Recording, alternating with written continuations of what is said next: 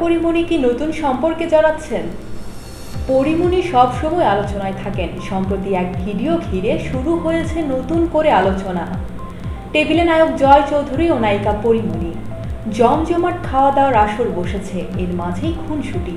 আবার জয়ের সঙ্গে পরীকে নিয়ে নানা জায়গায় ঘুরে বেড়ানোয় নেটিজেনদের সমালোচনার মুখে অভিনেতা অভিনেত্রী। টেবিলে নায়ক জয় চৌধুরী ও পরিমণি, জমজমাট খাওয়া দাওয়ার আসর। নায়িকা নিজের পাত থেকে মাংস তুলে খাওয়াচ্ছেন, এমনই একটি ভিডিও ভাইরাল হয়েছে সামাজিক মাধ্যমে। সম্ভবত নায়কের বাড়িতে নায়িকার দাওয়াত। টেবিলে উপচে পড়েছে নানা রকম খাবার, নানা স্বাদের মাংসের পদ রান্না হয়েছে। এছাড়া মাছ সহ অন্য পদও রয়েছে। নায়ক নায়িকা খেতে বসেছেন, পরিবেশনে ব্যস্ত নায়কের পরিবারের লোকজন।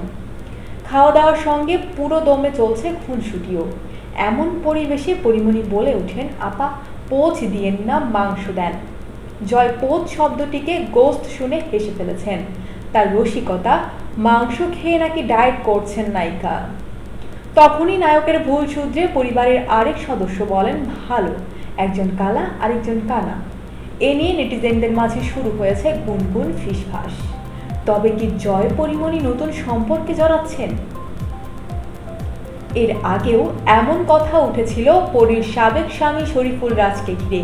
রাজকে নাকি বাড়িতে ডেকে মাংস রেঁধে খাইয়েছিলেন পরী।